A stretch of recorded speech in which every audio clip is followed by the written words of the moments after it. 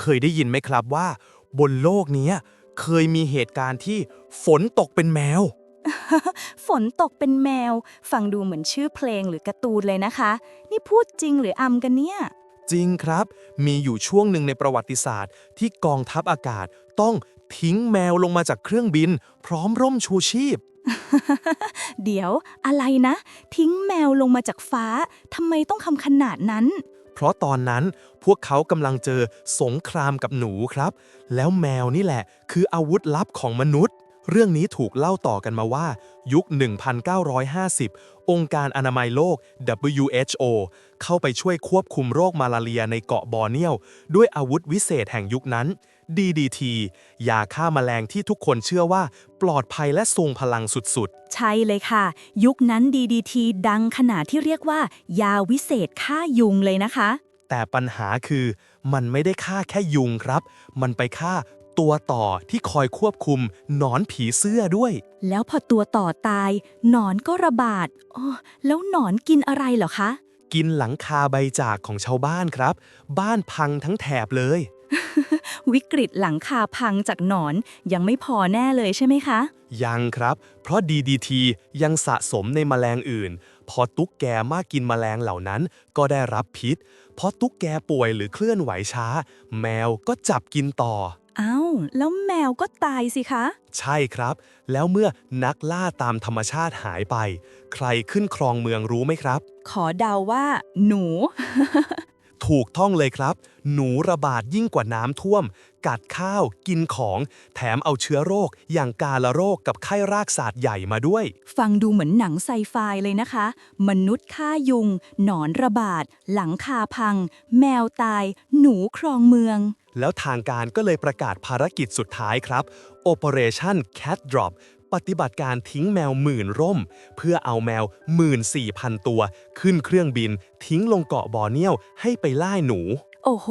ฟังอลังการมากค่ะ เหมือนแอนิเมชันของดิสนีย์ผสมสารคดีสิ่งแวดล้อมเลย แต่ Zero to No ของเราเนี่ยไม่ได้เล่าแค่ตำนานนะครับ เพราะเรื่องนี้จริงๆ แล้วเกิดขึ้นจริง แต่ไม่เหมือนที่เล่าต่อกันเลย อ้าว ยังไงคะ ไม่ได้ทิ้งแมวหมื่นตัวหรอ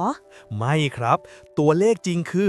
23 ตัวเท่านั้น ฮะ จากหมื่นกว่าเหลือแค่ 23 ตัว ใช่ครับ และภารกิจนี้เกิดขึ้นวันที่ 17 มีนาคม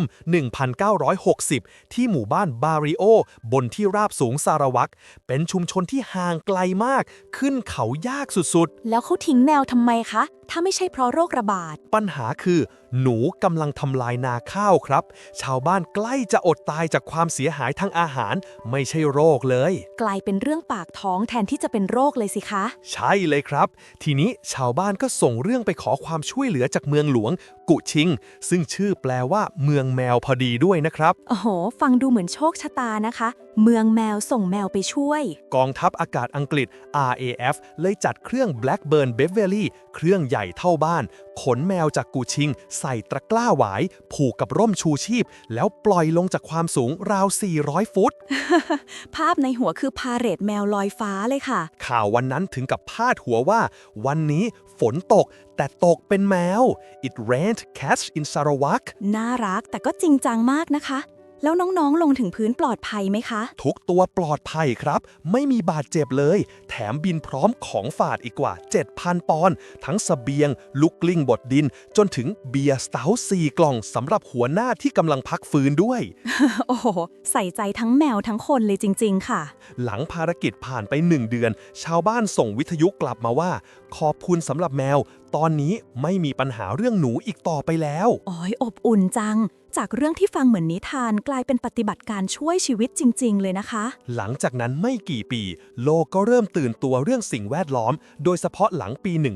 1962 ที่หนังสือ Silent Spring ของราเชล คาสันออกมาแฉพิษของ DDT อ๋อ หนังสือที่จุดกระแสสิ่งแวดล้อมทั่วโลกนั่นเอง ใช่ครับ พอโลกกำลังมองหากรณีสอนใจเรื่องผลข้างเคียงจากการใช้สารเคมี เรื่องแมวบินนี่แหละ ลงล็อกพอดี เลยมีคนหยิบเอาเหตุการณ์จริง และผลจาก DDT ในที่อื่น มาผสมรวมกัน กลายเป็นนิทานสิ่งแวดล้อมสมบูรณ์แบบ สรุปคือเรื่องจริงกับเรื่องแต่ง จับมารวมกันแล้วเล่าต่อจนคนเชื่อว่ามันเป็นเหตุเดียวกัน ถูกต้องเลยครับ เพราะมันสื่อสารง่ายและทรงพลังมาก ฟังแล้วเข้าใจทันทีว่าการแก้ปัญหาแบบไม่มองระบบอาจสร้างผลกระทบได้ จริงๆ มันก็ดีนะคะที่เรื่องนี้กลายเป็นตำนาน เพราะถึงจะเวอร์แต่ก็สอนให้คิดรอบด้าน ใช่ครับ มันเลยถูกใช้เป็น case study ในคลาสเรียนทั่วโลก ทั้งด้าน systems thinking และ environmental science เลยนะ แต่ในแง่ประวัติศาสตร์แมว 23 ตัวนี่ก็ไม่ธรรมดาเลยค่ะ